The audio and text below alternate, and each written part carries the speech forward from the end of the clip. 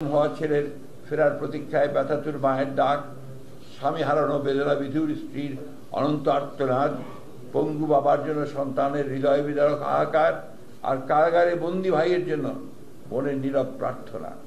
তাদের সকলের 16 বছরের রক্ত, শ্রম, অশ্রু দিয়ে প্রতিটি পরিবারের ক্ষোভ, ক্রোধ, অব্যক্ত বিস্ফোরণ বুকে ধারণ করে চলমান ছিল শেখ হাসিনার ফ্যাসিবাদের বিরুদ্ধে লড়াই। বস্তুত 2024 সালের গণঅভ্যুত্থানে শহীদ হন 422 জন, 2023 সাল পর্যন্ত শহীদ 1551 জন, গুম 423 জন, রাজনৈতিক দল ও সাধারণ মানুষ মিলিয়ে প্রায় 700 জন, আসামি 60 লক্ষ, মামলা 1.5 লক্ষ। এসব কেবল বিএনপির ত্যাগের পরিসংখ্যানই নয়, বরং বাংলাদেশের দ্বিতীয় স্বাধীনতা অর্জনের পথে দলটির অবিচল সংগ্রাম ও অবদানের প্রতিফলন। 2013 থেকে 2023 সালের মধ্যে বিচার বহির্ভূত হত্যার শিকার হন বিএনপির 1551 জন নেতাকর্মী। তাদের রক্তের ঋণ শোধ করতে হলে আমাদেরকে যে কোনো মূল্যে বাংলাদেশে গণতন্ত্র ও ন্যায় বিচার প্রতিষ্ঠা করতে হবে। ফ্যাসিবাদের সময় জুড়েই বিএনপি ও এর অঙ্গ সংগঠন নেতাকর্মীরা মধ্যযুগীয় নিপীড়নের শিকার হয়েছেন। গাজীপুরের বোয়ালি ইউনিয়ন বিএনপি সভাপতি আলী আজম, তিনি মায়ের জানাজা অংশ নিতে গিয়েছিলেন, তাকে হাত পা ডান্ডা পরিয়ে বেঁধে ইমামতি করতে বাধ্য করা হয়। পটুয়াখালীর ছাত্র নেতা নাজমুল মৃধাকে বাবার জানাজায় ডান্ডা বেরিয়ে পড়ে অংশগ্রহণ করা হয়। একজন সন্তানের জন্য এর চেয়ে বড় গ্লানি আর কি হতে পারে। জাতীয় হৃদরোগ ইনস্টিটিউটে যশোর যুব দলের সহসভাপতি আমিনুর রহমান চিকিৎসাধীন অবস্থায় 2 পায়ে ডান্ডা বেরিয়ে পড়ে মেঝেতে কাতরাচ্ছেন। এ দৃশ্য আজও জাতির বিবেককে তাড়িয়ে বেড়ায়।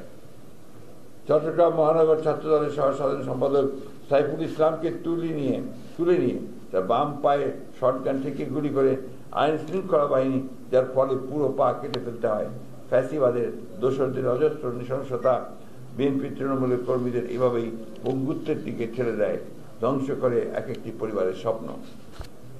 শুধু বিএনপির রাজনীতিকর অপরাধে কিশোরগঞ্জে পৌর বিএনপির সভাপতি আমিনুল ইসলামের পক্ষে না পেয়ে পুলিশ তার নিষ্পাপ যমজ 2 ছেলেকে গ্রেফতার করে নিয়ে যায়।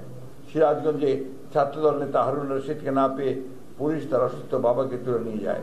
পঞ্চগড়ে জেলা যুব দলের সাধারণ সম্পাদক নুরুজ্জামান বাবুকে না পেয়ে পুলিশ তার পরিবারের সাথে অশালীন অসাধারণ আচরণ করে। নোয়াখালী সুবর্ণচরে বিএনপির পক্ষে ভোট দেওয়ায় আওয়ামী লীগ কর্মীদের হাতে গণধর্ষণের শিকার হন এক নারী। এগুলো বর্বরতার কয়েকটি উদাহরণ মাত্র, যা বিএনপি নেতা কর্মী সমর্থকদের উপরে বছরের পর বছর ধরে চলে আসা অগণিত নির্যাতনের ভয়াবহ চিত্র তুলে ধরে।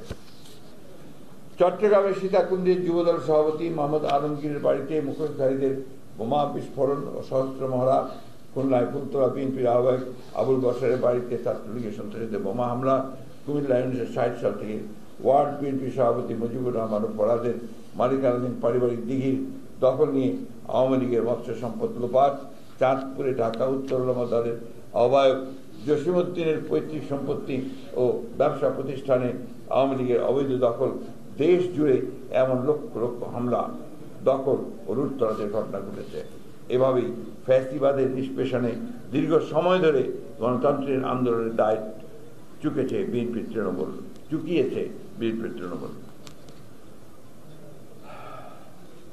বিএনপিকে নিশ্চিহ্ন করতে 16 বছর ধরে আওয়ামী লীগের বিচার বহির্ভূত হত্যা, গায়েবী মামলা ও নৃশংস নিপীড়ন দেশের অভ্যন্তরে ও আন্তর্জাতিক অঙ্গনে তীব্র প্রতিক্রিয়া সৃষ্টি করে। এর ফলে জাতিসংঘ সহ স্বীকৃত মানবাধিকার সংস্থা ও আন্তর্জাতিক গণমাধ্যমে একের পর এক প্রতিবেদন প্রকাশিত হতে থাকে। যুক্তরাষ্ট্র র্যাবের উপর নিষেধাজ্ঞা ও ভিসা নীতির মাধ্যমে ফ্যাসিবাদের বিরুদ্ধে চাপ বাড়ায়। নিশ্চিহ্ন করতে তৃণমূলের স্পন্দন ও গণমানুষের নেতা তারেক রহমানের নেতৃত্বে অবিরাম জুলুম অবিচারের মাঝেও বিএনপি নেতাকর্মীরা মানবাধিকার ও গণতন্ত্রের জন্য অবিচল সংগ্রাম চালিয়ে যেতে থাকে। সেই অভিষ্ট লক্ষ্যে রাজনৈতিক নেতৃত্বের অবদানে গড়ে ওঠা দীর্ঘদিনের ঐক্যকে ধারণ করে।